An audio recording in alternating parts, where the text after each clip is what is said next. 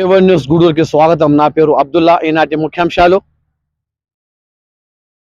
Gudur SI రాజా కుల్లాయప్ప సమక్షంలో శ్రీశైలంలో గూడూరు దాతల సహకారంతో 7 రోజుల పాటు నిర్వహించే అన్నదాన కార్యక్రమానికి శివస్వాములు మరియు శ్రీ శ్రీ శ్రీ నీలకంఠేశ్వర భక్త బృందం సభ్యులు ఆదివారం శ్రీశైల క్షేత్రానికి బయలుదేరి వెళ్లారు. నేడు గూడూరు పట్టణంలోని శ్రీ శ్రీ శ్రీ నీలకంఠేశ్వర స్వామి దేవాలయం నుండి వేలాదిగా శివస్వాములు శివస్మరణం చేసుకుంటూ శివుని గీతాలు, భక్తి గీతాలు పాడుకుంటూ శ్రీశైలానికి బయలుదేరి వెళ్లారు.